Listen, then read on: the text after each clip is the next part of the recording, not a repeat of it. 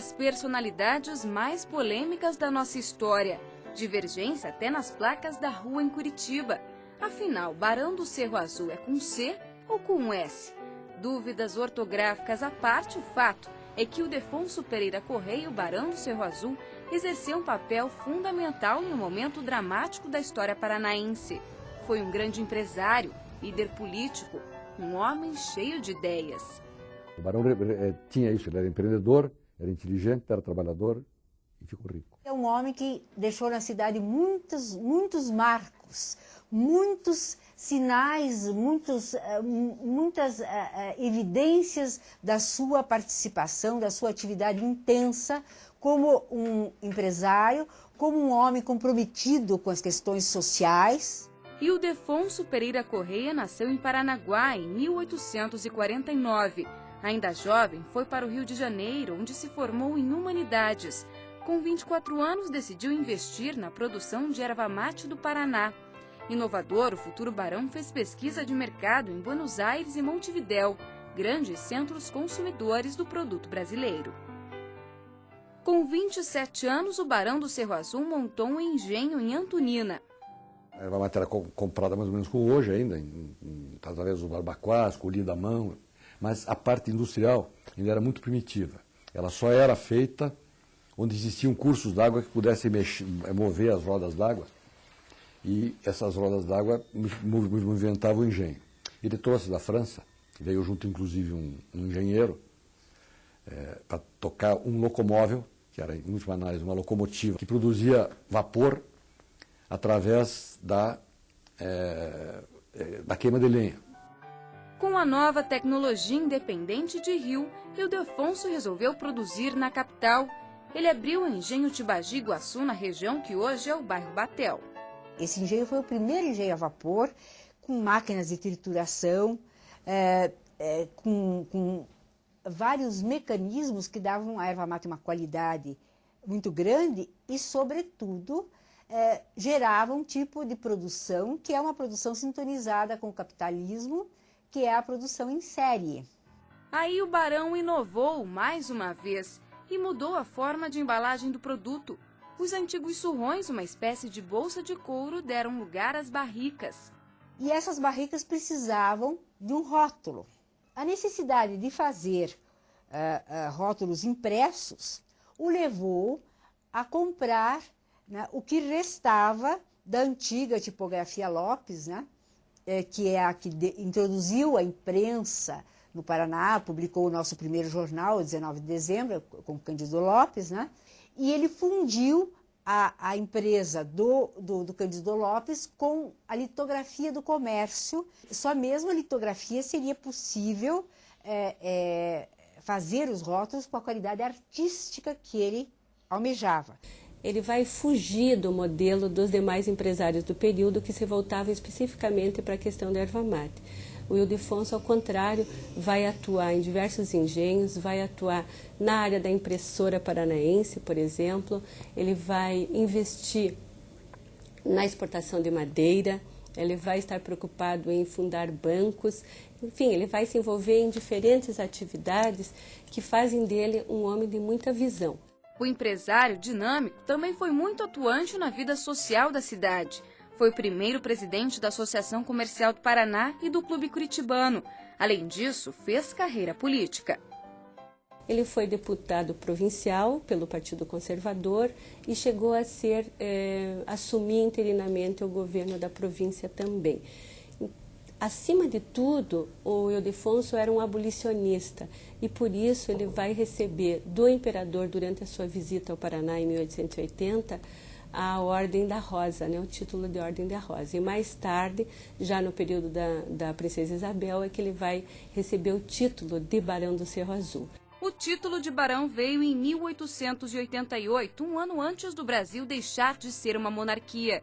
E logo depois da proclamação da República, começou no sul do país a Revolução Federalista.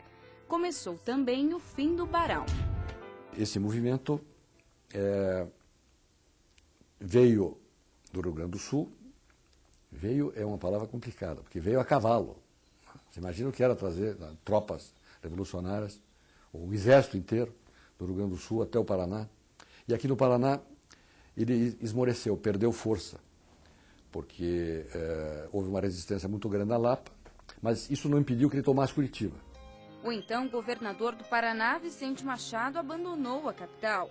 A sociedade ficou extremamente preocupada. Todo mundo que tinha alguma coisa para perder, e principalmente as mulheres, ficaram muito preocupadas com a possibilidade de existir um desmando por parte daquelas tropas. Nesse momento, o Barão do Cerro Azul assume como chefe da junta governativa e vai tentar arrecadar, vai tentar buscar auxílio para entregar aos maragatos, tentando impedir que os maragatos cometessem saques junto à população. A única maneira de defender Curitiba, que tinha sido abandonada pelas tropas legais e pelos seus governadores de fato, era atender a requisição mesmo, não era pedido, feito pelas tropas revolucionárias. E isso essa comissão fez. Eu não tenho condições de avaliar hoje se cumpriram todas as exigências, mas a verdade é que Curitiba passou ilesa pela Revolução. Não houve saque, não houve estupro, não houve nada. A capital passou ilesa pela Revolução, mas o Barão do Cerro Azul não. Com o retorno de Vicente Machado a Curitiba, Ildefonso Pereira Correia foi acusado de traição por ter colaborado com os revolucionários. Disseram, você tem que fugir. Tem que ir para o Uruguai, o fulano fugiu, Beltrano fugiu, Cicrano fugiu. Inclusive alguns que haviam sido presidentes provisórios naqueles poucos dias que a Revolução Federalista esteve aqui, fugiram. E disse, eu não fiz nada, eu cumpri o dever que eu tinha com a cidade. Eu não foi aberto, não foi escondido, eu vou permanecer na cidade. O Barão não foi preso nos primeiros dias, ele foi preso depois. Tenho eu a impressão de que por razões de natureza política local, como ele existia, como ele tinha uma força muito grande, demonstrada por esse episódio, por toda a vida dele, vamos prender o Barão. Mas no primeiro dia que ele foi preso, cerca de 400 pessoas foram visitá-lo. Com a desculpa de que seriam enviados para um julgamento no Rio de Janeiro, o Barão e alguns companheiros foram embarcados no trem para Paranaguá. No meio do caminho, os presos foram fuzilados. Eu até corria na cidade uma frase que quando a pessoa desaparecia diziam foi para o Rio. Eles foram mortos, não só o Barão, porque também a história tem tentado evitar essa individualização do herói, né? Foi um grupo, ele era o líder desse grupo, mas ele foi, a morte dele foi a mando dos legalistas, né? Então, por isso também havia necessidade de escamotear um pouco esse episódio, porque esse episódio trazia à tona toda a discussão sobre qual teria sido a atitude do Vicente Machado ao abandonar a cidade.